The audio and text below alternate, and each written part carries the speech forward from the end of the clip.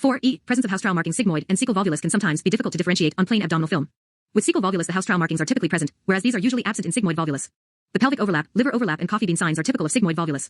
In sigmoid volvulus, the apex lies high in the abdomen underneath the left hemidiaphragm, typically above the level of T10. Ref. Granger and Allison P. 5. A 40-year-old man is admitted to the surgical ward with acute abdominal pain, and subsequently a CT abdomen and pelvis is requested. The findings include a 3 cm oval. 48. Mass with central fat density adjacent to the sigmoid colon, and with associated fat stranding. Which one of the following is the most likely diagnosis? A. Diverticulitis. B. Epiploic appendicitis. C. Mesenteric lymphadenitis. D. Meckel's diverticulitis. E. Infected enteric duplication cyst.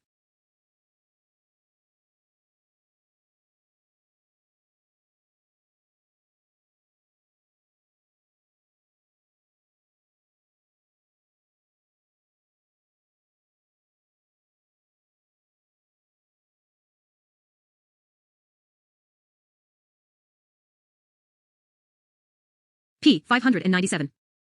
5. B. Epiploic appendicitis. Epiploic appendicitis is inflammation of one of the epiploic appendages of the colon, with the sigmoid being the commonest site. It typically presents with acute abdominal pain and 62. Is an important radiological diagnosis as it can often mimic appendicitis, and management is conservative. The diagnosis is usually made on CT with the features described in the question. Ultrasound is rarely used for diagnosis, and features include a non-compressible hyperechoic mass with hypoechoic margins. Margins. Ref. Granger and Allison P. 600.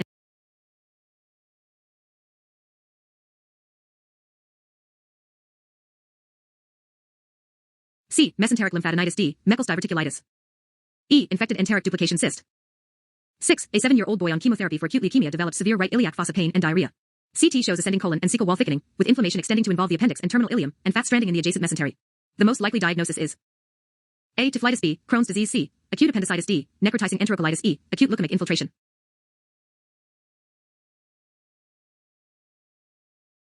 Hyperechoic mass with hypoechoic margins. Ref. Granger and Allison P. 692. P. 722. 6a. Typhlitis or neutropenic enterocolitis is acute inflammation of the cecum, ascending colon, terminal ileum, or appendix. It is typically described in children with neutropenia secondary to lymphoma, leukemia, and immunosuppression. Concentric, often marked bowel wall thickening with pericolic inflammatory changes is typical, and such changes in a young immunosuppressed child should raise suspicion of typhlitis as a cause. Perforation is a risk factor, and therefore contrast examinations are usually avoided. Ref. Brandt and Helms P. 857. 7d. Facial angiofibroma.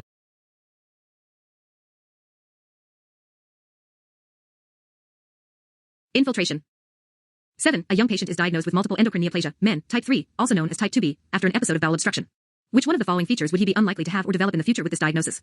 A. Medullary carcinoma of the thyroid. B. Marfanoid appearance. C. Mucosal neuromas of the small bowel. D. Facial angiofibromas. E. Prognathis. Angiofibromas MEN type 3 is a non-inherited syndrome primarily composing medullary thyroid carcinoma, pheochromocytomas, and mucosal neuromas of the gastrointestinal tract. Other features include prognathism, marfanoid appearance, and cutaneous neuromas. Facial angiofibromas are associated with MEN type 1 and occur in greater than 80% of cases. Refs. Dannert P. 733, Granger and Allison P.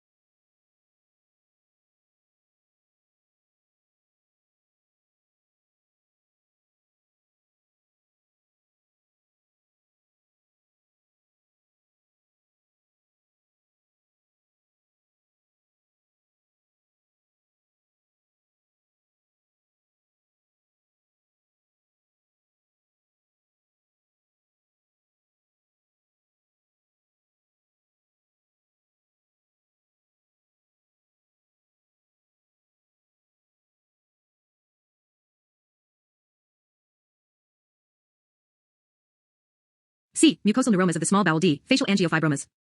E. Prognathism.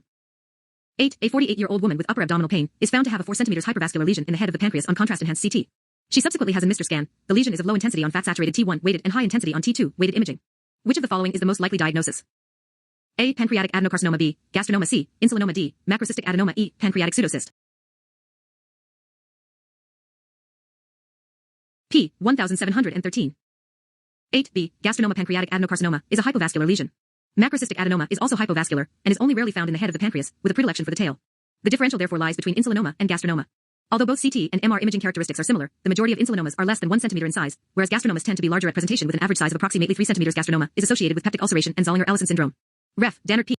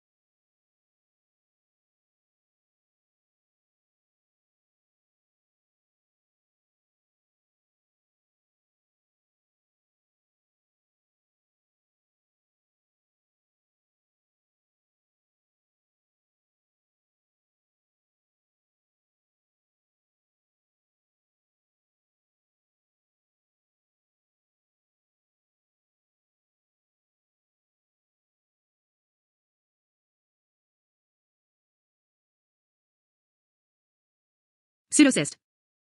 9. An 83-year-old woman is investigated for weight loss and undergoes contrast-enhanced CT scan of the chest, abdomen, and pelvis. Multiple hypervascular metastases are found in the liver. Which one of the following is most likely to be the primary tumor? A. Adenocarcinoma of the stomach. B. Invasive ductal carcinoma of the breast. C. Carcinoid tumor. D. Adenocarcinoma of the sigmoid. E. Pancreatic ductal adenocarcinoma.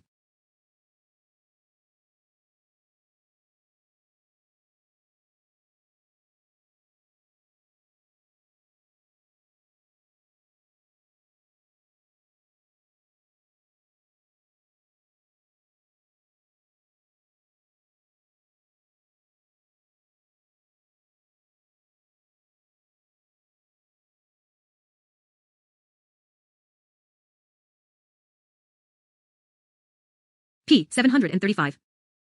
9. C. Carcinoid tumor. Of the options listed, carcinoid tumor is the only primary tumor that typically causes hypervascular liver metastases. Other causes of hypervascular liver metastases are pancreatic islet cell tumors, pheochromocytoma, and renal cell carcinoma. Stomach, breast, lung, and colon cancers are associated with hypovascular liver metastases. Liver metastases from carcinoid tumors are more common with increasing size of the primary tumor. The incidence of metastases depends on the location of the primary tumor, where approximately 30% of carcinoids of the ileum metastasize compared to less than 5% of carcinoids of the appendix. Refs. Chapman and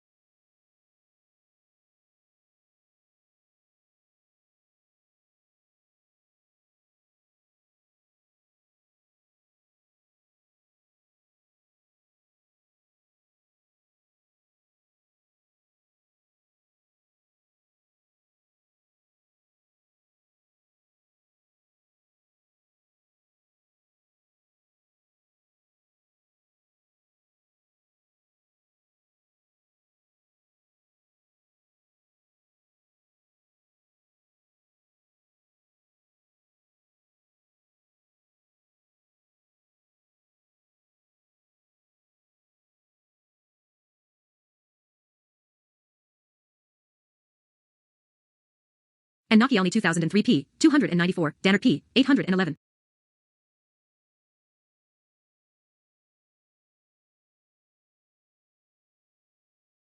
10. A 32-year-old male is referred for a barium swallow by his GP due to dysphagia resistant to medical treatment. A smooth, lobulated, eccentric mass is seen in the middle third of the esophagus containing foci of calcification. The diagnosis is most likely to be which one of the following?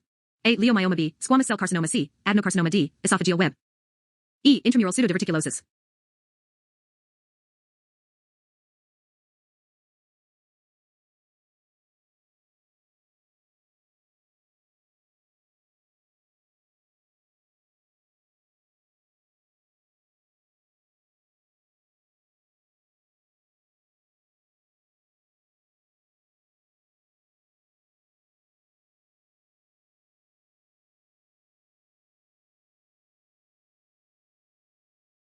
811.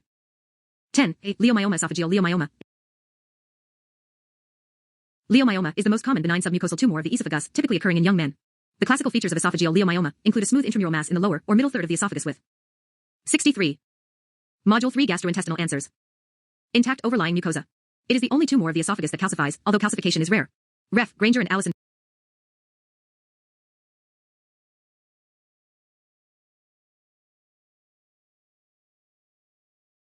Pseudodiverticulosis.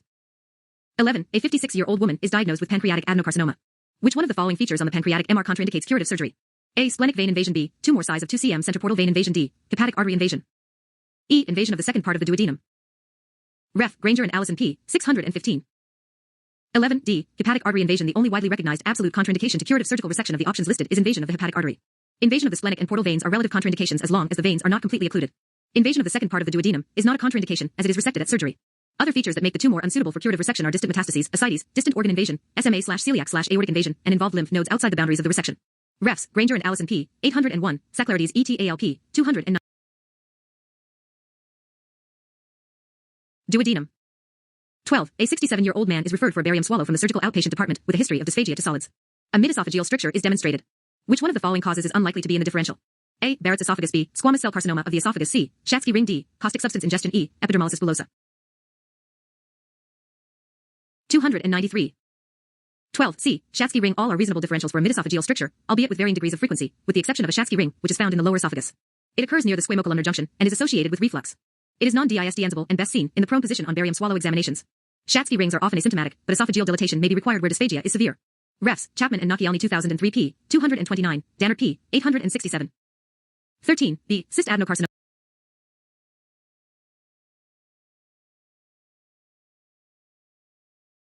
Bullosa. 13. A 71-year-old man is referred to CT for unexplained abdominal distension. Low attenuation intraperitoneal collections with enhancing septae are demonstrated. There is scalloping of the liver border and omental thickening. Which one of the following is most likely to be the underlying cause? A. Carcinoid tumor of the appendix. B. Cyst adenocarcinoma of the appendix. C. Melanosis coli. D. Mastocytosis. E. Retroperitoneal fibrosis.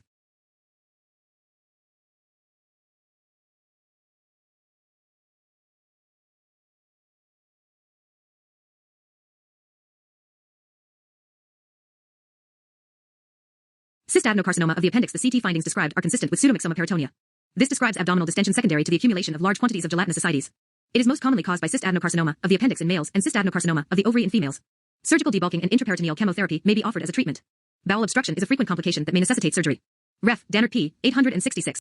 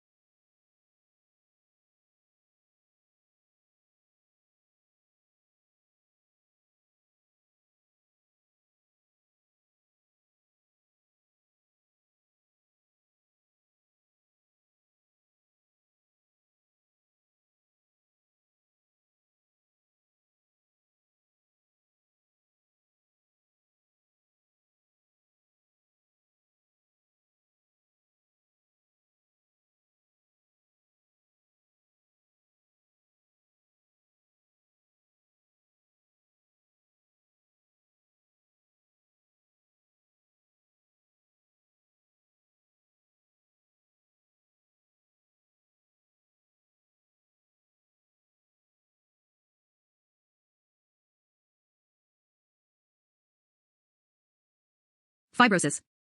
14. A 78-year-old previously well female is admitted with acute abdominal pain and diarrhea.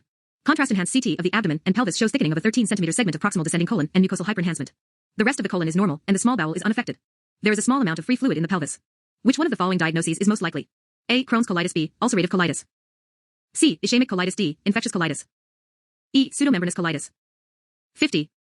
Module 3 gastrointestinal.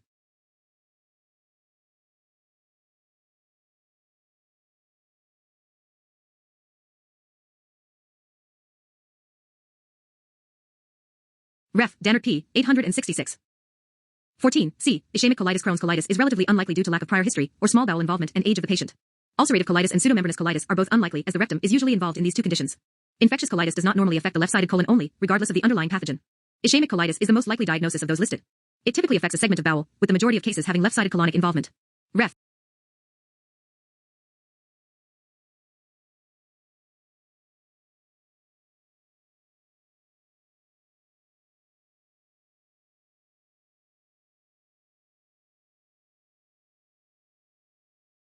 Ref. Weiss letter ETAL.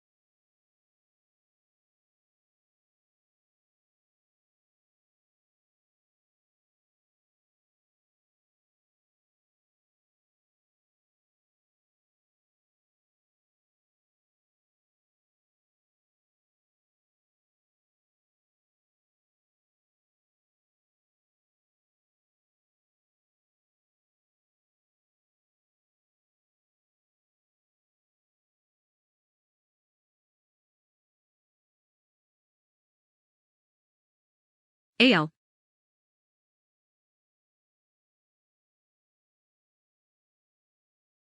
15. A 27-year-old male has recurrent admissions for intermittent low-grade small bowel obstruction of unknown cause. Which one of the following investigations would be most appropriate? A. Contrast-enhanced CT abdomen and pelvis. B. Barium meal.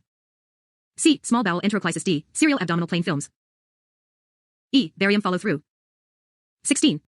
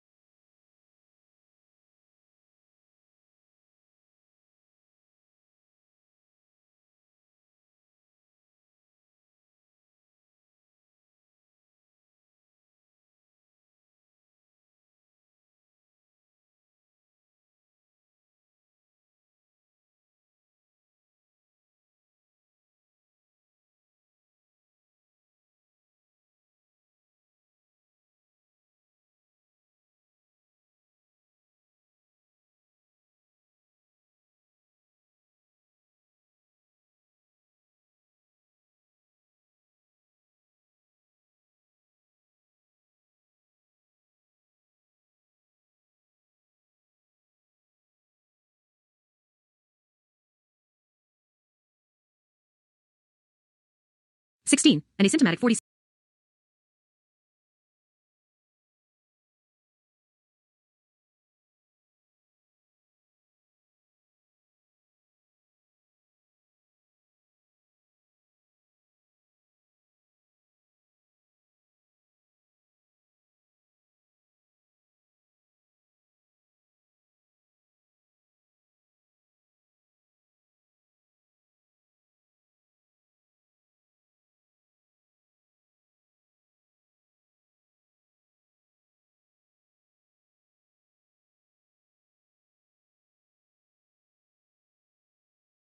46-year-old woman has a MR liver following an incidental finding of a focal mass in the right lobe of the liver on ultrasound. The MR shows an 8 cm isolated lesion. It is high signal on T1, weighted sequences, and isointense on T2, weighted sequences relative to the normal liver parenchyma. The lesion is most likely to be which one of the following? A. Hepatocellular carcinoma. B. Liver metastasis. C. Hemangioma. D. Fibronodular hyperplasia. E. Adenoma.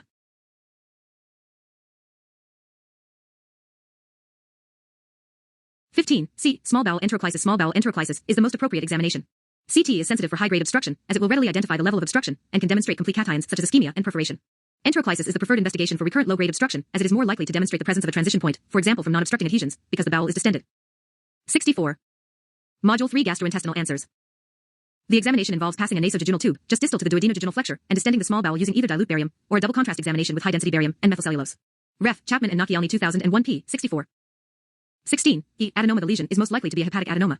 None of the other diagnoses typically share these imaging characteristics. Adenomas are benign growths of hepatocytes, and are most commonly seen in young women, particularly associated with oral contraceptive use. 80% are solitary and found in the right lobe of the liver. The high signal on T1, weighted sequences, is due to the presence of fat and / or hemorrhage, and can distinguish between this and many other lesions in the liver which tend to be of low T1 signal on MR, e.g. metastases, HCC, hemangiomas and FNH. Occasionally, imaging features can overlap with FNH, and the two lesions can be difficult to distinguish. However, the majority of FNH lesions are less than 5 cm in size, whereas adenomas tend to be larger. Ref. Dannert p. 719.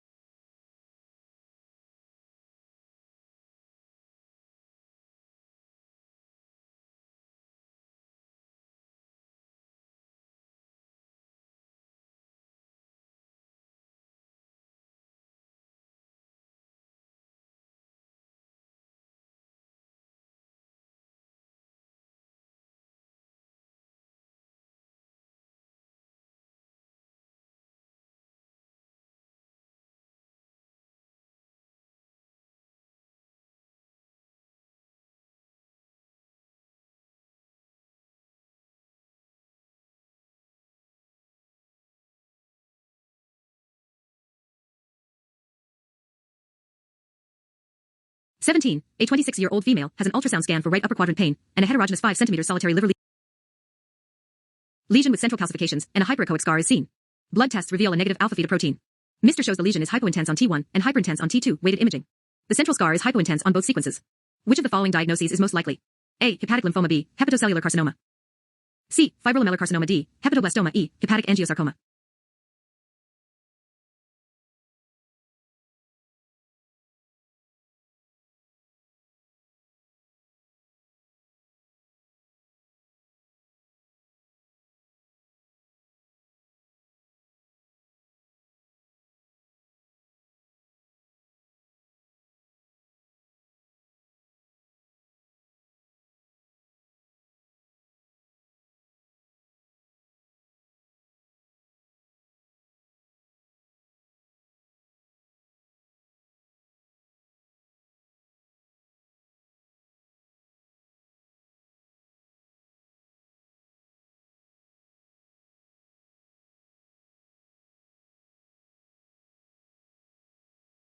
(17) C.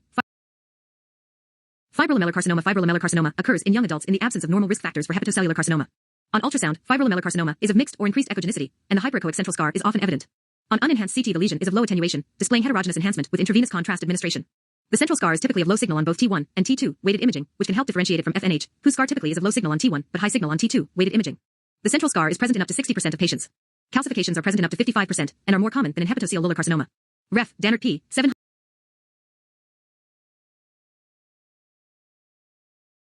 18. A 72-year-old woman has a pancreatic MR to investigate recurrent episodes of pancreatitis. There is generalized pancreatic atrophy with dilatation of the main pancreatic duct and branch ducts, particularly in the tail. No focal lesion or intraductal calculi are present. Which one of the following diagnoses is most likely? A. Microcystic cyst adenoma. B. Intraductal papillary mucinous tumor of the pancreas. C. Cystic metastases. D. Cystic islet cell tumor. E. Pancreatic lipomatosis.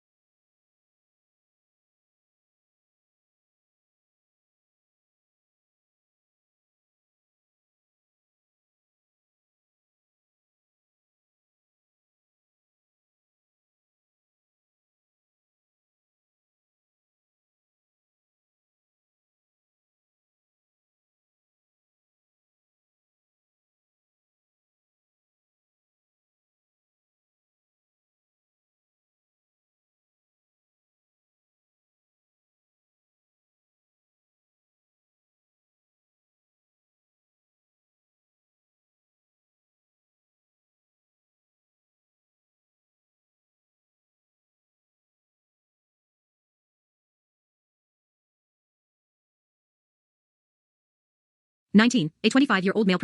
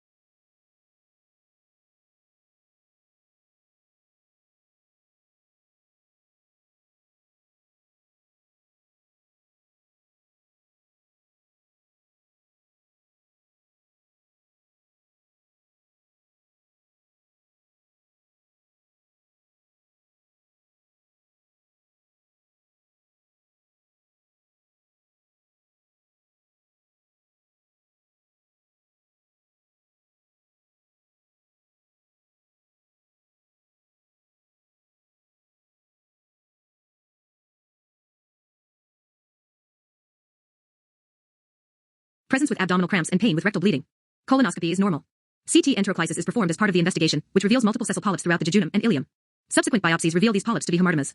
Which one of the following syndromes is he most likely to be diagnosed with? A. Peutz-Jeghers. B. Cowden. C. Tickets 51. Module 3 Gastrointestinal. D. Familial polyposis. E. Gardner's. 20. A 17-year-old female undergoes screening.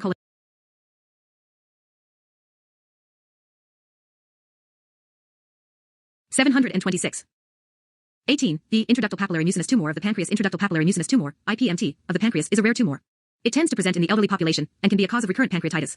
Two recognized types include main duct IPMT, in which the main pancreatic duct is dilated, and branch duct IPMT, in which the main duct is usually uninvolved. It is a risk factor for mucinous carcinoma of the pancreas. Pancreatic atrophy is often present.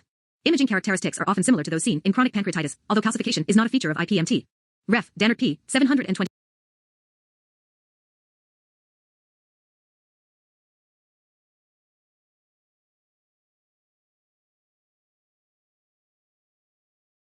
Heterogeneous 5 cm solitary liver lesion with central calcifications and a hyper. 727. 19. A. Peutz-Jeghers syndrome is most consistent with these findings. It is an autosomal dominant syndrome, but often arises as a spontaneous mutation.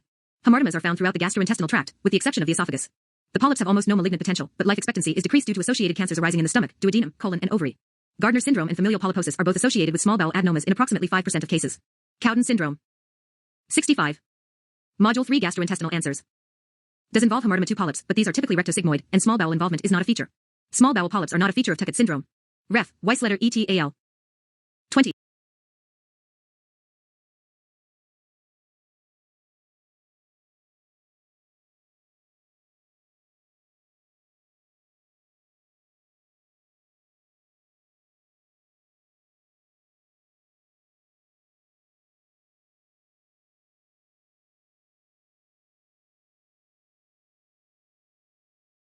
D. Familial polyposis. E. Gardner's. 20. A 17-year-old female undergoes screening colonoscopy and is found to have multiple adenomatous polyps throughout the colon.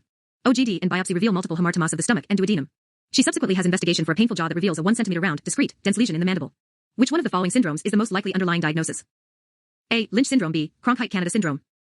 C. Familial adenomatous polyposis. D. Gardner syndrome. E. Peutz-Jeghers syndrome. 20. D. Gardner syndrome. Gardner syndrome is an autosomal dominant condition with colonic polyps present in all patients. Small bowel, duodenal, and stomach polyps are also a feature.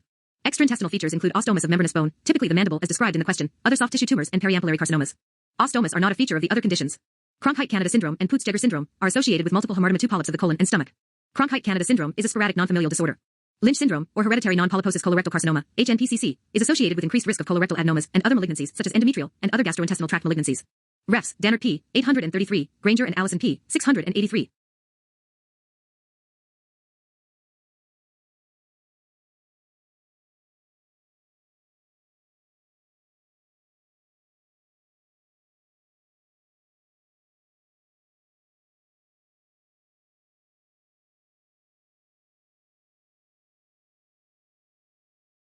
21. A 58-year-old male has a CT staging scan following a diagnosis of adenocarcinoma of the body of the pancreas.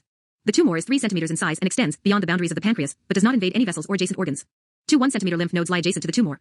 No other nodes or metastatic disease in the chest, abdomen, or pelvis are identified. The tumor is best staged as which one of the following? A. T1N0M0B, T1N1M0C, T2N0M0D, T3N0M0E, T3N1M0.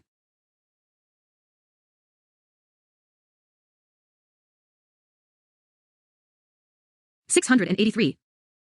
21. T3N1M0 T1 tumor is disease confined to the pancreas and less than 2 cm in diameter. T2 tumor is also confined to the pancreas, but greater than 2 cm in diameter. As the tumor extends beyond the boundary of the pancreas, it is at least T3.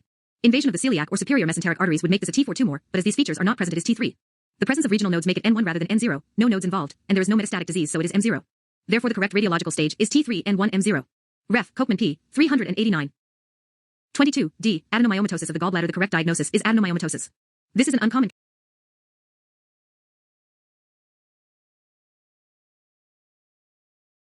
22. A 41-year-old woman has an outpatient ultrasound scan for intermittent right upper quadrant pain. 5 mm gallstones and sludge are present. In addition, there is wall thickening of the gallbladder fundus with multiple foci of increased echogenicity within the wall, each associated with bright artifacts deep to them. Which one of the following is the most likely diagnosis? A. Porcelain gallbladder. B. Emphysema 2 cholecystitis. C. Acute cholecystitis. D. Adenomyomatosis of the gallbladder. E. Gallbladder carcinoma. 20.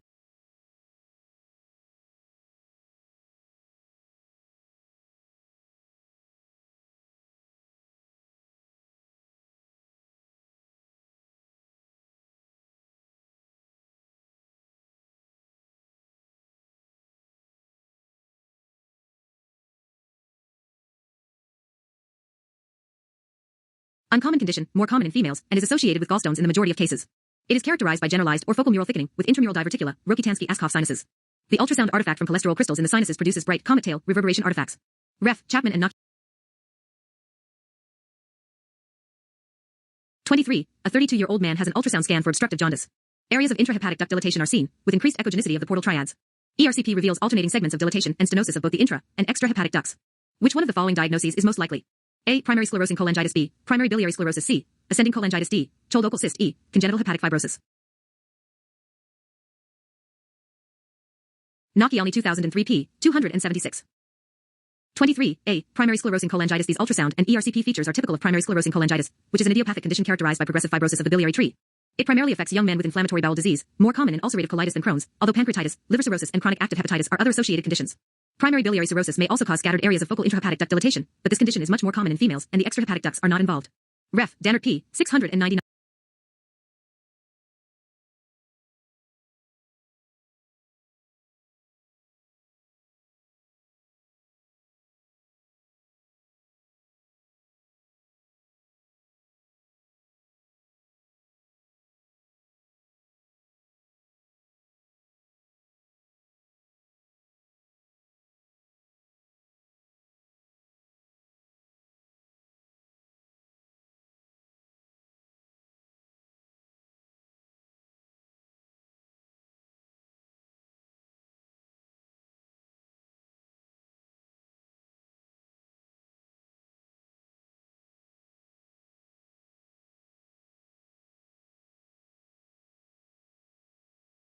(24) A neonate is investigated for obstructive jaundice, and as part of the investigation, has a hepatobiliary immunodiacetic acid (HIDA) nuclear medicine scan. This shows 52. Module 3 Gastrointestinal. A photopenic area within the liver and lack of visualization of the small bowel. Which one of the following conditions would be most consistent with these findings? A. Enteric duplication. Cyst. B. Biliary duct atresia. C. Cholangitis cyst. D. Pancreatic pseudocyst. E. Hepatic cyst. 699. 24. C. Cholangitis cyst. The only one of the listed diagnoses that would have both these features on HIDA scan is a Cholangitis cyst. This is a congenital condition characterized by dilatation of the common. 66. Module 3 Gastrointestinal answers. Bile duct and common hepatic duct. Patients typically present in childhood with right upper quadrant pain, a mass and slash or obstructive jaundice. Although the diagnosis is usually made with MRCP, HIDA scan can show typical features that include a photopenic area in the liver representing the dilated CBD/CHD. Although a hepatic cyst would also show a photopenic area within the liver, small bowel visualization would be expected. Congenital biliary atresia would cause lack of small bowel visualization, but the whole liver would take up HIDA, and photopenia would not be present. Ref. Dannert p. 703.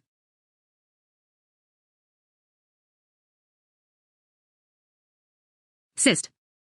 25. A 1-year-old boy is admitted unwell with generalized abdominal tenderness and guarding.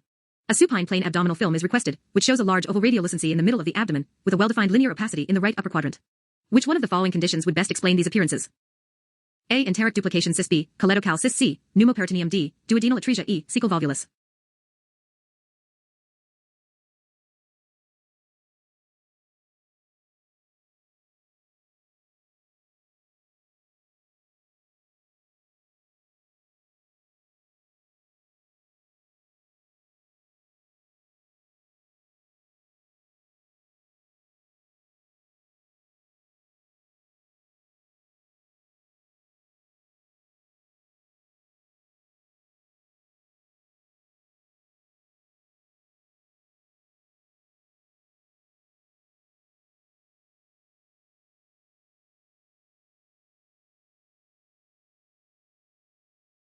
Volvulus.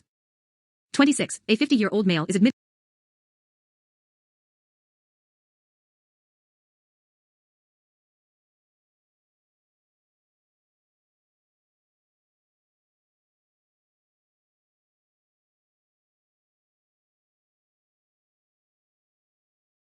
(703) 25. C. Pneumoperitoneum. Whilst uncommon, the appearances seen on plain film are consistent with massive pneumoperitoneum.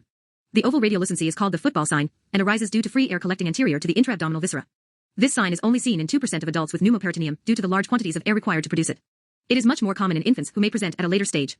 The opacity in the right upper quadrant is produced by air outlining the falciform ligament, which again is a sign of pneumoperitoneum. Causes of perforation in this age group include trauma, intussusception, and complications of Meckel's diverticulum. Diverticulum. Ref. Rampton J. The football sign. Radiology 2004, 231, 8182. Admitted with epigastric pain, diarrhea and vomiting. Ascites is present clinically. Serum albumin is low and the patient is anemic. Colonoscopy is normal but the patient is intolerant of upper gastrointestinal endoscopy. Barium meal reveals a normal antrum but elsewhere there are diffusely thickened and enlarged gastric folds despite good gastric distension. Which one of the following is the most likely diagnosis? A. Gastric lymphoma. B. Myeloid disease. C. Gastric adenocarcinoma. D. Acute gastritis. E. Linitis plastica. 26. B. Myeloid disease. Myeloid disease is a condition characterized by gastric mucosal hypertrophy and protein-losing enteropathy. It is often associated with anemia. The changes are most marked along the greater curve, and the antrum is spared in approximately 50% of cases. Gastric lymphoma typically involves the antrum. With gastric adenocarcinoma and linitis plastica, stomach distension is not typically preserved. Ref. Granger and Allison P. 630. Plastica. 27. A 31-year-old male is investigated as an outpatient for diarrhea. A small bowel meal study reveals jejunal dilatation with thickened valvuli convents. In the ileum an increased number of mucosal folds are seen. Which of the following diagnoses is most likely? A. Lymphoma. B. Crohn's disease. C. Celiac disease. D. Whipple disease. E. Behçet syndrome. 28. A 53-year-old male is investigated for 637. 27. C. Celiac disease. Jejunal dilatation and jejunization of the ileal loops are characteristic features of celiac disease. This is an immunological intolerance to gluten that causes villous atrophy in the small intestine. In Whipple disease there is thickening of the jejunal and duodenal mucosal folds, but typically no luminal dilatation. Dilatation of the small bowel does occur with lymphoma, but jejunization of the ileum is not a feature. Ref. Chapman and Nachialny 2003 p. 240.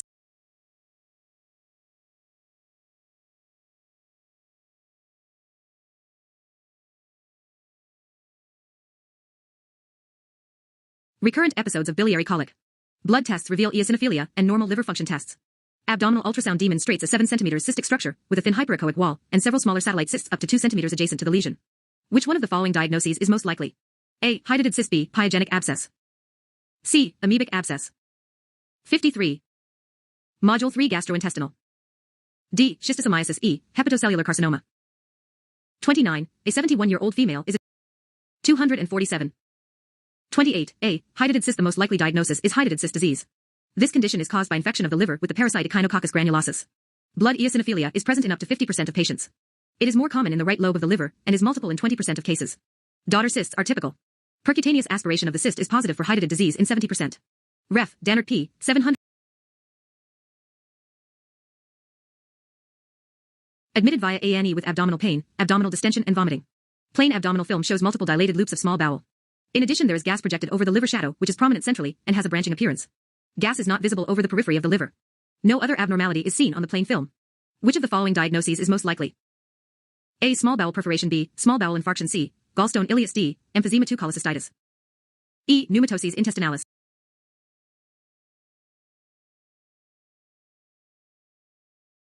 711. 29. C. Gallstone ileus. Specific signs of gallstone ileus can be seen on the plain abdominal film in up to 40% of patients. 50% of patients have evidence of small bowel obstruction and up to 30%. 67. Module 3 gastrointestinal answers. Have gas in the biliary tree. Biliary tree gas is typically more prominent centrally and spares the periphery of the liver, whereas portal venous gas is more easily visualized in the periphery of the liver, which may be associated with small bowel infarction. The gallstone most frequently lodges in the terminal ileum, but is often not seen on the plain film. The presence of small bowel obstruction, pneumobilia, and a visible stone are called Rigler's triad. Refs. Dannert P. 832, Granger and Allison P. 595. Intestinalis. 30. A 35-year-old male with known ulcerative colitis presents to A&E with severe abdominal pain, pyrexia, and diarrhea. There is no peritonism. Toxic megacolon is suspected clinically. Which one of the following is the most appropriate as first-line imaging? A. CTB, plain abdominal film. C. Double contrast barium enema. D. Single contrast water-soluble enema. E. Targeted bowel ultrasound. 31. 595. 30. B. Plain abdominal film. Toxic megacolon is a complication of ulcerative colitis, Crohn's, and other forms of acute colitis. It has a poor prognosis with up to 20% mortality. Plain abdominal radiography should be the first-line investigation for suspected toxic megacolon, and can be repeated 24 or 48 hourly if necessary. It can often confirm the diagnosis without the need for CT, which is especially useful when considering radiation dose issues in this group of young patients. Typical features on plain film include transverse colon dilatation greater than 5.5 cm, loss of normal house trial folds, thumbprinting of the colon, and the presence of mucosal islands, pseudopolyps. CT better demonstrates potential complications of toxic megacolon such as perforation of the bowel. Ref. Granger.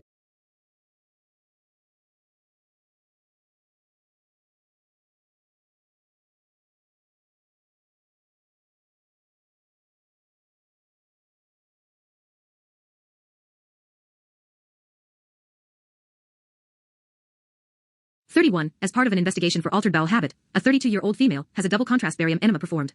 Findings include deep and superficial aphthous ulceration from the cecum proximally to the sigmoid colon and the presence of pseudodiverticula. Which one of the following is most likely?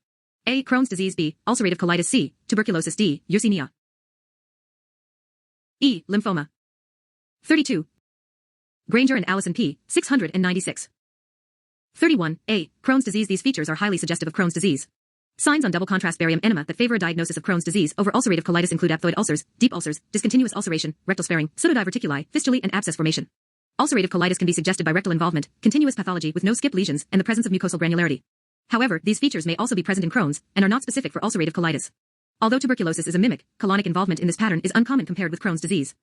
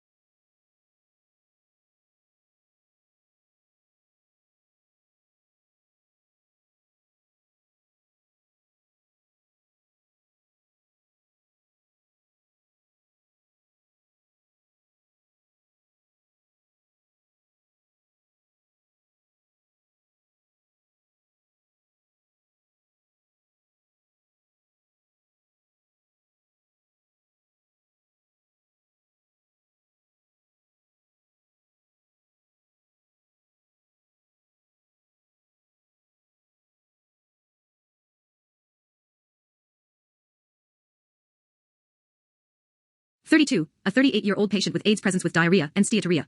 As part of the workup, small bowel enteroclysis shows thickened jejunal folds with nodularity and evidence of marked jejunal spasm. The ileum has normal appearances. Which one of the following is the most likely underlying cause? A. Cytomegalovirus. B. Tuberculosis. C. Mycobacterium avium intracellularly. D. Cryptosporidium. E. Giardiasis. 33. An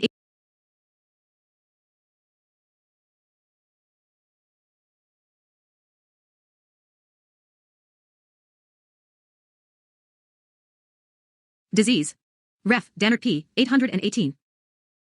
32. E. Giardiasis. All the stems are potential causes for these symptoms in a patient with AIDS, however giardiasis is the most likely cause given these imaging appearances.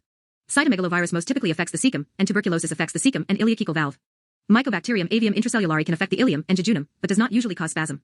Cryptosporidium affects the duodenum, and the jejunum can be affected, but dilatation is more common than spasm. Ref. Weissletter et al.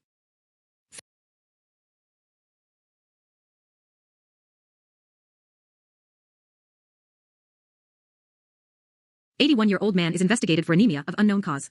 He has a barium enema as an outpatient that is reported as normal, but is subsequently admitted with a large gastrointestinal bleed. Initial upper gastrointestinal endoscopy is normal. He is hemodynamically unstable and therefore has a mesenteric angiogram which shows 54. Module 3 gastrointestinal. Early opacification and slow emptying of the ileocolic vein. Which one of the following diagnoses is most likely? A. Angiodysplasia. B. Diverticulosis. C. Meckel's diverticulum. D. Adenomatous polyp. E. Radiation enteritis.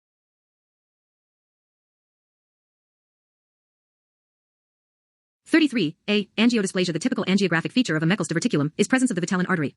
Meckel's diverticulum also typically, although not exclusively, presents in younger patients. With diverticulosis, radiation enteritis and polyps, one might expect an abnormal barium enema, and in addition these angiographic features are not typical. Angiodysplasia is the second most common cause of gastrointestinal bleed in the elderly population after diverticular disease. It is due to dilatation of the submucosal vessels and occurs most. 68. Module 3 gastrointestinal answers. Commonly on the right side of the colon. Angiographic features include visualization of a cluster of vessels on the antimesenteric border, early filling of the ileocolic vein in the arterial phase, and delayed emptying of the same vein. Ref.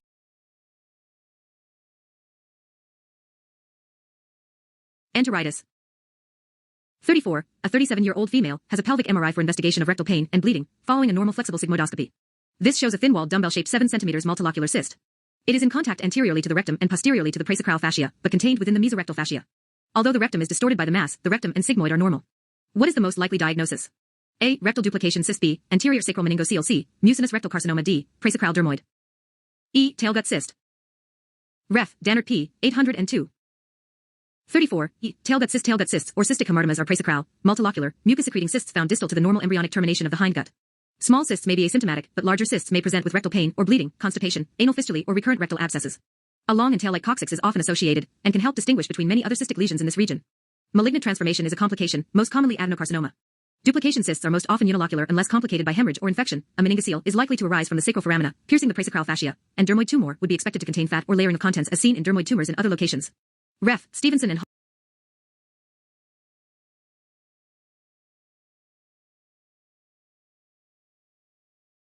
Cyst. 35. A 34-year-old female is investigated for intermittent abdominal pain and malabsorption. Small bowel meal shows dilatation of the proximal small bowel loops, but a normal mucosal fold pattern. Which one of the following is the most likely underlying diagnosis? A. Celiac disease. B. Amyloid. C. Whipple disease. D. Giardiasis. E. Eosinophilic gastroenteritis. And Hall P. 782.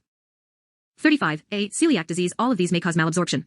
Amyloid can cause dilatation but also causes diffuse thickening of the valvuli conivents throughout the small bowel. With Whipple disease and eosinophilic gastroenteritis, one would not see dilatation of the bowel, but thickening of the mucosa is again a prominent feature. Giardiasis causes thickening and marked distortion of the mucosal folds in the duodenum and jejunum. One of the hallmark features of untreated celiac disease is jejunal dilatation. Typically the mucosal folds are of normal thickness.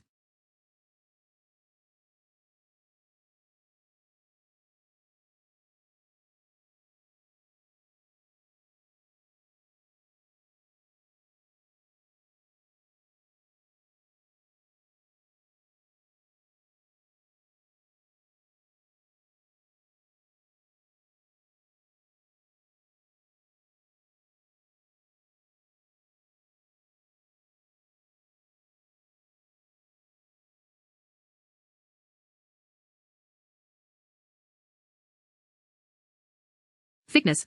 Ref. Weissletter et al.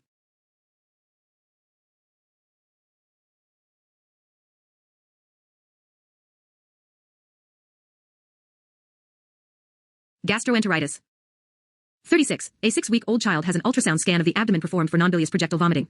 Which one of the following features would support a diagnosis of infantile pylorospasm over a diagnosis of hypertrophic pyloric stenosis? A. Pyloric muscle wall thickness of 2 mm. B. Pyloric canal length of 19 mm. C. Target sign. D. Antral nipple sign. E. Transverse pyloric diameter of 14 mm. AL. 36. A. Pyloric muscle wall thickness of 2 mm. Hypertrophic pyloric stenosis presents between 4 and 6 weeks of life with non-bilious vomiting, typically in firstborn males. A palpable olive-shaped mass is a sign with reported sensitivity of up to 80%, but ultrasound is the most frequently used imaging modality. Typical ultrasound features include the target sign, central hyperechoic mucosa with surrounding hypoechoic pyloric muscle, the nipple sign, pyloric mucosa indenting the gastric antrum, pyloric canal length greater than 16 mm, transverse pyloric diameter greater than 13 mm, and pyloric muscle wall thickness greater than 3 mm. Pyloric stenosis can be difficult to differentiate radiologically from infantile pylorospasm. Typically with pylorospasm the appearances change with time, and so if the pyloric muscle thickness is measured at less than 3 mm this makes infantile pylorospasm the more likely diagnosis. Ref. Dannert P. 842. 37. B. A Myeloid used the normal liver is between 30 and 70 who on unenhanced core. 37. A 52-year-old male has an unenhanced CT-KUB for left renal colic. No cause for the pain is discovered on the CT, however the liver is found to be of increased density relative to the spleen. Which one of the following would be most likely to explain this incidental finding? A. Excess alcohol intake. B. A Myeloid use. C. 70 who on unenhanced court, and should be 10-15 who lower than spleen density. On portal venous phase the liver will be approximately 25 who less than the spleen. A Myeloid contains iodine and can cause the liver to appear of increased density on CT. Other causes include cisplatin use, hemochromatosis, Wilson disease, and glycogen storage diseases. The more common finding on CT is a liver of 69. Module 3 Gastrointestinal answers. Decreased density due to a fatty liver. This has many causes including alcohol use, steroids, chemotherapy, diabetes, and nutritional causes. Ref. Weissletter et al. AL. 38. A 68-year-old female has a pancreatic MR for characterization of an isolated lesion within the pancreas seen initially on CT performed for unexplained weight loss. The lesion is 3 cm in diameter, iso-intense on T1, iso-intense on T2 stir, and hypo-intense to pancreatic parenchyma during the arterial phase of gadolinium enhancement. It remains hypo-intense on the venous and delayed phases of contrast enhancement. Which one of the following is the most likely diagnosis? A. Ductal adenocarcinoma. B. Insulinoma. C. Simple pancreatic cyst. D. Gastronoma. E. Glucagonoma. 38. A. Ductal adenocarcinoma insulinoma tends to be hyperintense on contrast-enhanced images. Gastronoma is usually hyperintense on stir imaging and on contrast-enhanced sequences.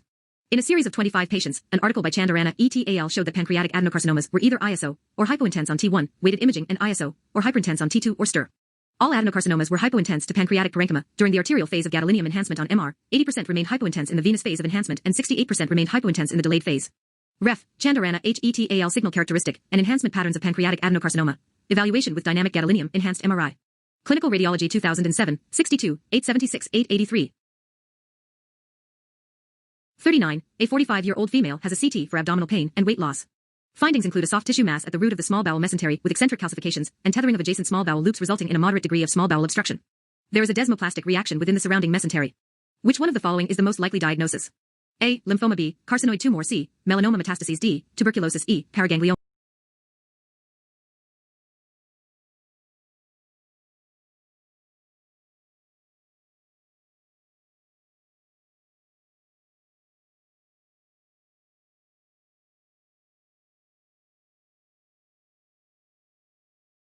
(39) B. Carcinoid tumor. These features are typical of carcinoid tumor. The desmoplastic reaction appears on CT as thickened mesentery in a radiating pattern away from the soft tissue mass, with beating of the mesenteric vascular bundles. Ref. Heightened R. and Chalmers A. CT features of jejunal pathology. Clinical Radiology 2007, 62, 11. 40. A 50-year-old female presents to A&E with acute abdominal pain. On examination there is point tenderness over an area in the right iliac fossa. CT reveals a well-defined triangular area of high attenuation fat density anteriorly in the lower right abdomen. The large and small bowel are normal. Which one of the following is most likely? A. Segmental omental infarction. B. Rectus hematoma. C. Epiploic appendigitis. D. Carcinoid tumor. E. Mesenteric vein thrombosis. 1154-1162. 40. A. Segmental omental infarction. Segmental omental infarction is the most likely cause and most commonly affects the right half of the greater omentum. It mimics surgical pathology such as appendicitis. High attenuation streaks in the omental fat with apparent mass effect in the absence of any other findings is suggestive of the diagnosis. Point tenderness over the specific area of CT abnormality is often discovered. Management is conservative. Ref. Puilaert J.B. Right-sided segmental infarction of the omentum, clinical, U.S. and CT findings. Radiology 1992. Thrombosis. 41. A 32-year-old woman with no significant past medical history has a CT scan as an outpatient for right iliac fossa pain. No cause for the pain is discovered on this investigation. However, a 1 cm diameter, smoothly marginate, circular, homogeneous area of tissue is seen next to the splenic hilum. This area of tissue is isodense compared to normal splenic parenchyma. What is this most likely to be? A. Splenosis. B. Splenogonal. C. Lymphoma. D. Splenic hamartoma. E. Wandering spleen. 42. A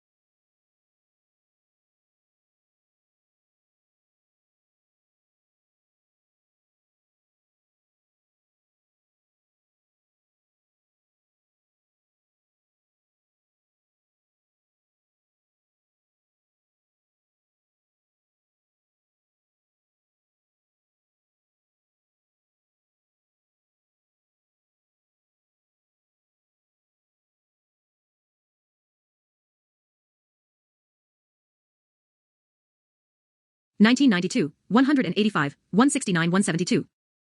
41. B. Splenoculus. Splenoculus is most likely, and is often seen incidentally. It is much more common than splenosis, and is more likely to occur at the splenic hilum than splenosis. A splenoculus or accessory spleen is present in up to 30% of people, and is most often located near the splenic hilum, but can occur anywhere in the abdomen. Splenogonal fusion is a recognized entity whereby the accessory splenic tissue is attached to the left ovary or testis. Splenosis occurs following trauma, whereby splenic tissue autotransplants elsewhere in the abdomen, and can also implant above the diaphragm if associated with diaphragm rupture. A wandering spleen denotes abnormal mobility of the spleen on long peritoneal ligaments. Refs. Dannert P. 692, Granger and Allison P. 1768. 42. D.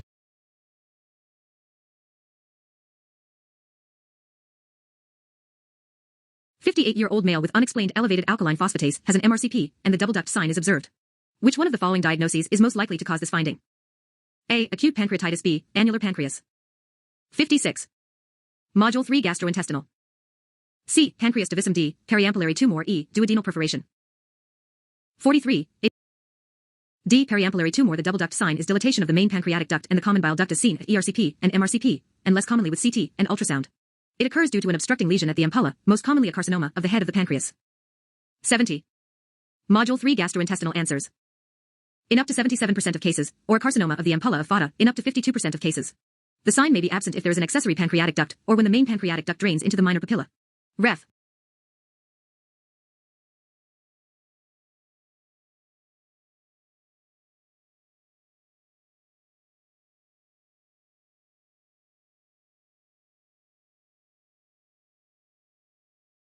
A 42-year-old woman undergoes a CT abdomen and pelvis for the investigation of right upper quadrant pain and deranged liver function tests.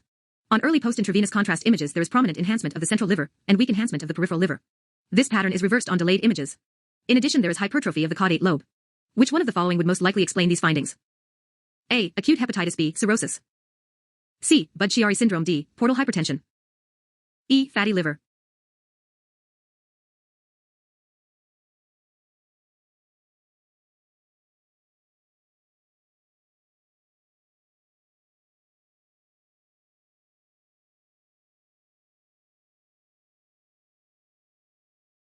In up to 77% of cases, or a carcinoma of the ampulla of fata, in up to 52% of cases. The sign may be absent if there is an accessory pancreatic duct, or when the main pancreatic duct drains into the minor papilla. Ref. Awali J. The double duct sign. Radiology 2007, 244, 314, 315. 43. C. Chiari Syndrome. Chiari Syndrome is outflow obstruction of the hepatic veins due to a wide variety of causes, but 2/3 are idiopathic. CT features include flip-flop enhancement pattern as described in the question, ascites, hepatosplenomegaly, gallbladder wall thickening, and increased portal vein diameter. An enlarged caudate lobe is seen in up to 88%, which enhances normally due its venous drainage passing directly into the IVC.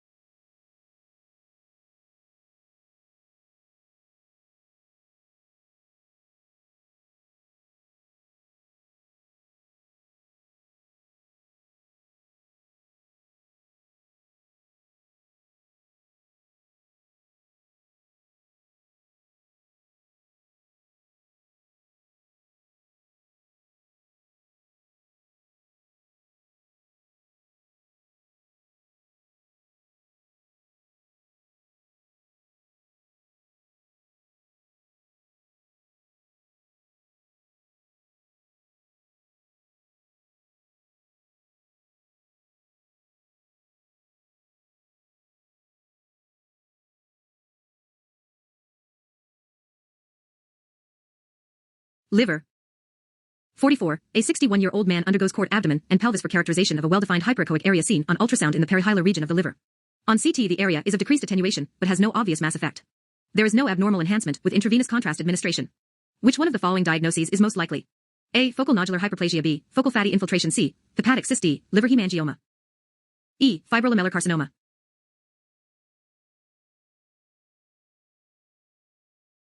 IVC, Ref, Dannert P. 694. 44. B. Focal fatty infiltration. Focal fatty infiltration occurs typically in the periportal and centrilobar regions of the liver and is commonest adjacent to the falciform ligament. Ultrasound features include a hyperechoic area with geographic margins. CT shows an area of decreased attenuation which does not alter the course of blood vessels or liver contour. The lesions are of high signal on T1, weighted MR imaging, and isointense or low signal on T2, weighted imaging. Hemangiomas would also typically be of increased echogenicity on ultrasound, but would be expected to show increased peripheral enhancement with intravenous contrast on CT. Refs, Chapman and Nachialny 2003 p. 292, Dannert p. 700.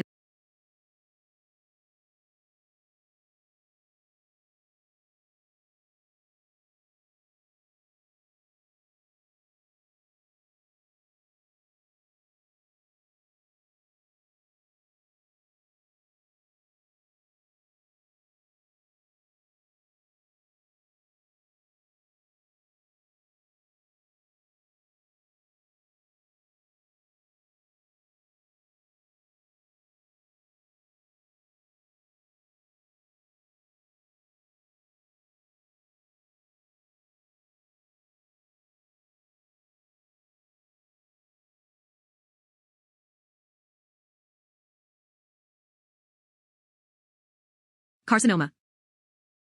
45. A 39-year-old woman has an ultrasound scan for right upper quadrant pain and jaundice which reveals biliary ductal dilatation to the level of the common hepatic duct adjacent to a stone in the gallbladder neck. The gallbladder is thick-walled and tender. MRCP confirms these findings and excludes common duct stones. Which one of the following is the most likely diagnosis? A. Primary sclerosing cholangitis. B. Chiari Syndrome. C. Caroli's disease. D. Fasciolitis. E. Acute cholecystitis. 713. 45. B. Chiari Syndrome. Chiari Syndrome is narrowing of the common hepatic duct caused by a gallstone impacted in the neck of the gallbladder, or the cystic duct. The stricture is smooth and often concave to the right as seen on ERCP. Fistulae can develop between the gallbladder and the common duct, and the stone may pass into the common duct. It is associated with acute cholecystitis. Fasciolitis is caused by liver fluke infestation, which may cause bile duct wall thickening, and multiple hepatic abscesses. Caroli's disease is a congenital disorder characterized by cystic dilatation of the intrahepatic bile ducts. Ref. Granger and Allison p. 778.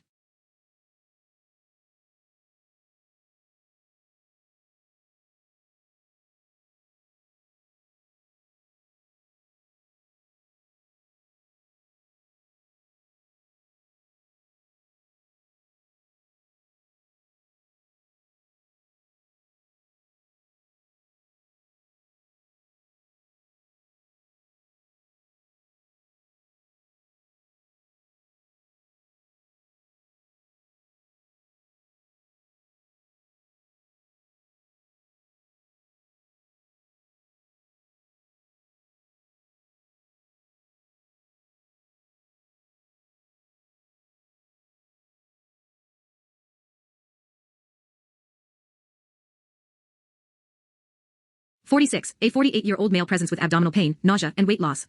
Contrast-enhanced CT of the abdomen and pelvis reveals a heterogeneous, well-defined fatty mass at the root of the small bowel mesentery. The mesenteric vessels are surrounded but not distorted by the mass, and the vessels are surrounded by an apparent low attenuation halo. The small bowel and right colon are normal. Which is the most likely diagnosis? A. Tuberculosis. B. Mesenteric lymphadenitis. C. Mesenteric panniculitis. D. Radiation enteritis. E. Mesenteric lipoma. 50. 778. 46. C. Mesenteric panniculitis. These CT findings are typical of mesenteric panniculitis. This is an idiopathic, indolent condition characterized by inflammation of the small bowel mesentery adipose tissue. Fibrosis can predominate, in which case the CT appearances are of an infiltrative soft tissue mass with soft tissue density strands radiating away from it. In this situation it has similar appearance to lymphoma, carcinoid, or desmoid tumors or retroperitoneal fibrosis, and biopsy is required to differentiate. Mesenteric panniculitis often presents with nonspecific symptoms such as abdominal pain, weight loss, nausea, vomiting and pyrexia, and is usually indolent and self-limiting. 57. Module 3 Gastrointestinal. 47. A 76-year-old male on ITU has a CT abdomen and pelvis for the investigation of abdominal pain, pyrexia, and diarrhea. The CT reveals 12 mm diffuse large bowel wall thickening with intense mucosal enhancement and low attenuation of the submucosa involving the entire colon including the rectum, and a small volume of ascites. Which one of the following diagnoses is the most likely to explain the above findings? A. Crohn's colitis. B. Self-limiting. Ref. Granger and Allison p. 717. 47. B. Pseudomembranous colitis. Pseudomembranous colitis results from overgrowth of Clostridium difficile, most commonly due to broad-spectrum antibiotic use in the hospital population. Ascites is often present in severe. 71. Module 3 Gastrointestinal answers. Cases and wall thickening greater than 10 mm is highly suggestive of this diagnosis. A layered pattern of enhancement is often present in severe cases with edema in the submucosa producing low attenuation in the wall, deep to the enhancing mucosa. The accordion sign is caused by marked submucosal edema producing thickening of the colonic haustra. The rectum is involved in the majority of cases, but any location within the large bowel may be involved. Ref. Dannert p. 865.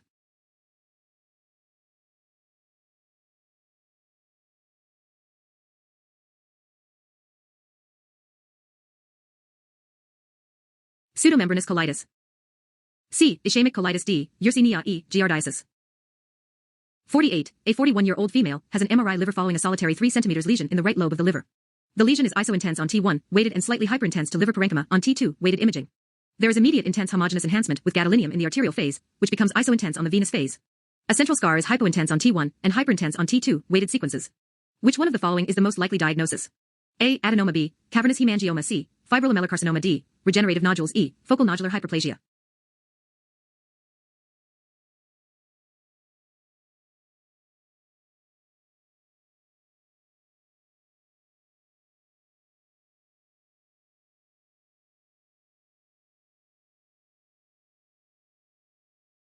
(48) E. Focal nodular hyperplasia. These imaging features are typical of focal nodular hyperplasia. This is the second most common benign liver tumor and typically occurs in women more often than in men. Adenomas are usually larger, enhance less brightly, and do not typically have a central fibrous scar. Cavernous hemangiomas are usually high signal on T2, weighted images, and of blood pool intensity on contrast-enhanced T1, weighted images. Fibromyalgia also has a central scar, but this is typically of low signal intensity on T2, weighted imaging. Regenerative nodules show high signal intensity on unenhanced T1, weighted imaging, and do not have a scar. Ref. Marin D. ETAL. Focal nodular hyperplasia, typical and atypical MRI findings with emphasis on the use of contrast media. Clinical Radiology 2008, 63, 577 585.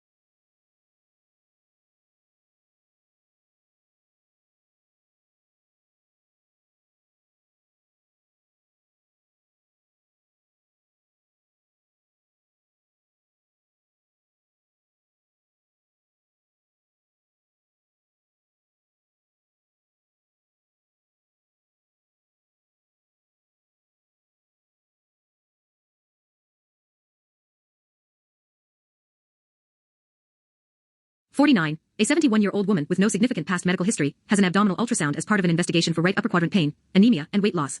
Multiple, poorly defined, markedly echogenic lesions are seen throughout the liver. Biopsy reveals these to be metastases. Which one of the following is most likely to be the primary tumor? A. Adenocarcinoma of the colon. B. Melanoma. C. Invasive ductal carcinoma of the breast. D. Gastric cancer. E. Pancreatic ductal adenocarcinoma.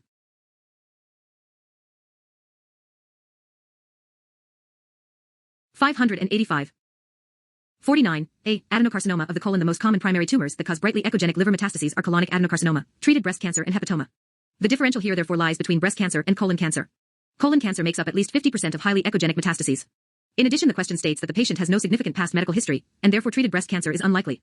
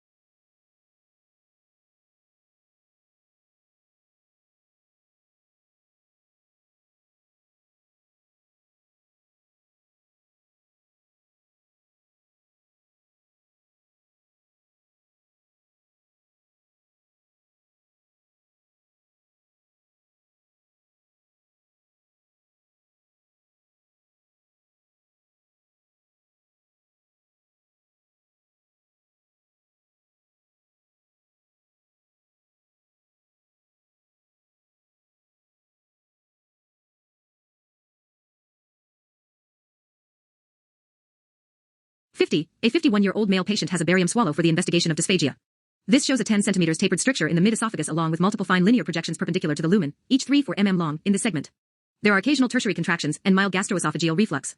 What is the most likely diagnosis? A. Chagas disease. B. Esophageal intramural pseudodiverticulosis. C. Esophageal varices. D. Cytomegalovirus infection. E. Esophageal carcinoma. Unlikely. Refs, Chapman and Nachialny 2003 p. 288, Dannert p. 731.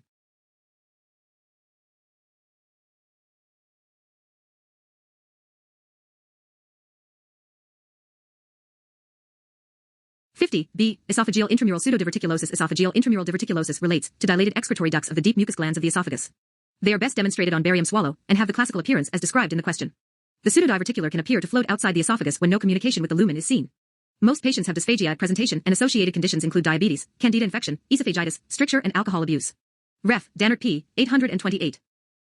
51. D. HELLP syndrome. Hepatic infarction is rare because of the dual blood supply to the 51. A 25-year-old female becomes unwell 6 hours after induced delivery for preeclampsia with severe right upper quadrant pain, edema, and nausea. CT of the abdomen and pelvis reveals copious ascites and multiple wedge-shaped areas of liver non-enhancement. 58. Module 3 gastrointestinal. Consistent with hepatic infarction. Which of the following is the most likely underlying cause? A. Hepatic artery embolus. B. Portal vein thrombosis. C. SVC occlusion. D. HELLP syndrome. E. Splenic vein thrombosis. The liver via the hepatic arterial system and the portal venous system. Isolated pathology in either of these vascular supplies is unlikely to cause hepatic necrosis, as the other supply will usually compensate. HELLP is characterized by hemolysis, elevated liver enzymes, and low platelets, and is one of the causes of liver infarction. Ref. Dannert p. 1. Thrombosis. 52. A 47-year-old female with a history of surgery for breast carcinoma is referred for ultrasound after liver function tests show a mildly elevated alkaline phosphatase. The bile ducts are normal, but a 3 cm hyperechoic liver lesion is seen in the right lobe. CT is recommended, which shows a focal mass with nodular hyperenhancement of the periphery on arterial phase imaging becoming isointense to the background liver on delayed phase scanning at 5 minutes. Which one of the following is the most likely diagnosis? A. Fibromyalgia carcinoma. B. Adenoma. C. Cavernous hemangioma. D. Adenocarcinoma metastases. E. Focal nodular hyperplasia. 53. A 33-year-old female presents to 1045. 52. C. Cavernous hemangioma metastases may show peripheral enhancement with complete fill-in on delayed images, but they typically show complete rather than nodular peripheral enhancement and wash out on delayed phase imaging. Only hemangiomas typically show peripheral nodular. 72. Module 3 gastrointestinal answers. Enhancement. Cavernous hemangiomas are the most common benign liver tumors and are usually less than 4 centimeters in size. 70% are hyperechoic on ultrasound, and they may show acoustic enhancement. Ref. Dannert p. 721. 53. C. Adenoma. Recommend endovascular embolism. ANE with right upper quadrant pain, hypotensive and tachycardic. CT abdomen and pelvis reveals an 11 cm diameter well-defined heterogeneous mass within the right lobe of the liver, predominantly of low density, but with 3 focal areas of higher attenuation greater than 90 Hu within it. There is layered high attenuation fluid within the subhepatic and right subdiaphragmatic space tracking down to the pelvis. Which one of the following is the correct combination of recommendations? A. Adenoma. Recommend surgical referral. B. Adenoma. Recommend correct coagulopathy and rescan if it deteriorates. C. Adenoma. Recommend endovascular embolization. D. Metastatic hepatocellular carcinoma. Recommend gastroenterology referral. E. Trauma needs CT thorax to clear other injuries. Embolization adenomas are vascular lesions comprising hepatocytes. They may occasionally present with massive hemorrhage and are the most common liver lesion to do so in young people. In this scenario, there is active extravasation of contrast implying active bleeding and hemoperitoneum. Urgent embolization is the most appropriate treatment to halt bleeding. Conservative or surgical management is unlikely to provide rapid hemostasis. As a proportion of adenomas become malignant, they are usually removed surgically. Ref. Lee p. 854.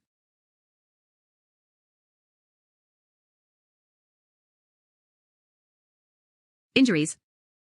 54. A 54-year-old male has a liver MR for characterization of a 3 cm low attenuation lesion found on staging CT for rectal carcinoma. Which one of the following characteristics would be most worrying for a metastasis rather than a benign lesion? A. Peripheral washout on delayed imaging. B. Intense arterial enhancement. C. Peripheral nodular enhancement. D. Presence of 854. 54. A. Peripheral washout on delayed imaging. Peripheral washout of contrast on delayed imaging is virtually diagnostic of malignancy. On post-gadolinium enhanced T1, weighted images, most metastases are hypovascular compared with the surrounding liver and are most conspicuous at the portal phase of enhancement. However, virtually all metastases exhibit a complete ring of peripheral enhancement, which is best seen in the early arterial phase. Ref. Mahfouz AEETAL. Peripheral washout, a sign of malignancy on dynamic gadolinium enhanced Mr. images of D. Presence of a pseudocapsule. E. Low signal intensity on T1 weighted imaging. 55. A 63-year-old male has a CT abdomen and pelvis for the investigation of change in bowel habit and weight loss. A sigmoid tumor is demonstrated and there is a solitary liver metastasis. Which one of the following observations on CT would render the patient ineligible for curative resection of the liver metastasis? A. Presence of a single peripheral left lower lobe pulmonary metastasis. B. Presence of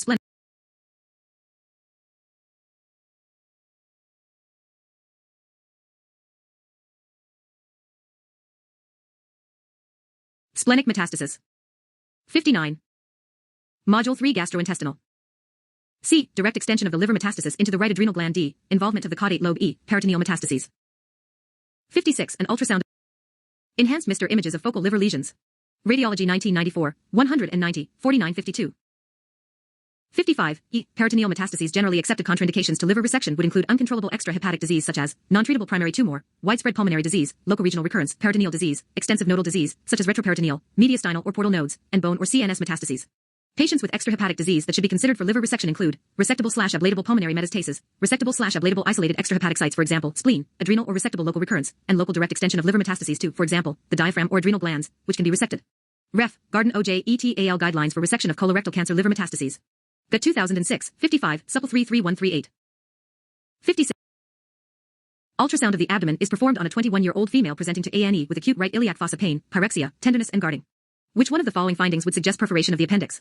A. Appendix diameter of 8 mm. B. Appendix wall thickness of 4 mm. Center decreased resistance of arterial waveform. D. Loss of visualization of hyperechoic submucosa. E.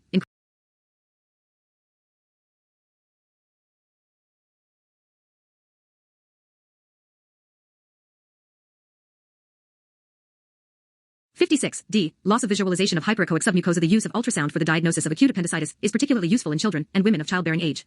Findings indicating acute appendicitis include a tubular non-compressible blind-ending structure with diameter greater than 6 mm and wall thickness greater than 2 mm, although these signs do not necessarily indicate perforation. Features suggesting perforation include a fluid collection adjacent to the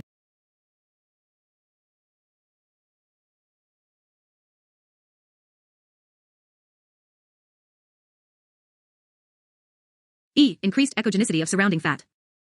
57. A 52-year-old male with a metal heart valve has a transrectal ultrasound performed to stage rectal carcinoma, as MRI is contraindicated. A 3 cm hypoechoic mass is identified from 3 to 7 o'clock in the lower rectum. It extends through an inner hypoechoic layer and into the outer hypoechoic layer, but the outermost hyperechoic layer is intact and unaffected. What is the correct T-staging, TNM system, based on these observations? A. T0B, T1C, T2D, T3E, T4. 57. C. T2. The layers of the rectum are well demonstrated at transrectal ultrasound. The innermost hyperechoic layer represents the balloon mucosa interface, the middle hyperechoic layer. 73. Module 3 gastrointestinal answers. Represents the submucosa, and the outermost hyperechoic layer represents the serosa. The tumor described in the question extends through the submucosa into the muscularis propria, outer hypoechoic layer, but does not involve the serosa. T1 disease is limited to the submucosa, T2 is limited to the muscularis propria, T3 extends through the serosa, and T4 represents invasion of adjacent organs. The correct staging for the tumor described in the question is therefore T2.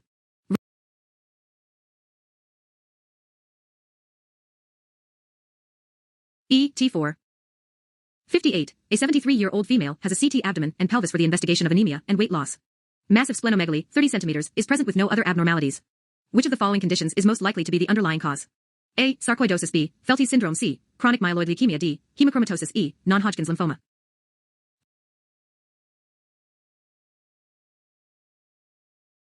Ref. Granger and Allison P. 815. 58. C. Chronic myeloid leukemia. Splenomegaly is a relatively common finding in many different diseases, but massive splenomegaly always indicates underlying pathology. Although there is no unifying definition, it is often recognized to be enlargement of the spleen into the left lower quadrant of the abdomen or crossing the midline. All the options listed are causes of splenomegaly, however chronic myeloid leukemia is the only listed cause of massive splenomegaly. Other causes of massive splenomegaly include Gaucher's disease, malaria, myelofibrosis, schistosomiasis and leishmaniasis. Ref. Doherty and Way P. 633. 59. A 57-year-old diet-compliant male patient with celiac disease has a CT abdomen and pelvis for the investigation of cachexia and 2 stone weight loss over 6 months. A 7 cm segment of ileum shows mild dilatation and circumferential thickening, with multiple low attenuation mesenteric and paraortic lymph nodes. Which one of the following is the most likely diagnosis? A. Tuberculosis. B. Gastrointestinal lymphoma. C. Celiac disease. D. Whipple disease. E. Crohn's disease. Ref. Doherty and Way P. 633. 59. B. Gastrointestinal lymphoma. Hypoattenuating lymph nodes can be attributed to many causes, but lymphoma and tuberculosis are the most common. Lymphoma of the gastrointestinal tract most commonly affects the ileum, although lymphoma associated with celiac disease most commonly affects the jejunum. Although 90% of tuberculosis of the gastrointestinal tract occurs in the ileum, lymphoma is most likely in this scenario. Dilatation of the small bowel with lymphoma is common, but obstruction is rare due to the soft pliable nature of the tumor. Ref. Dannert P.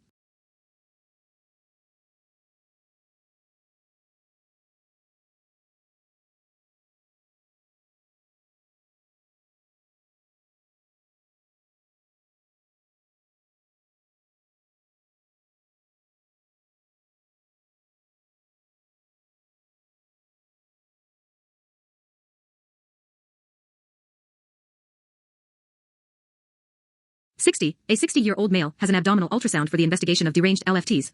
A 2 cm hyperechoic mass is seen at the porta hepatis. There is dilatation of the right and left hepatic ducts, but the common bile duct is of normal caliber. A PET CT is 60. Module 3 gastrointestinal.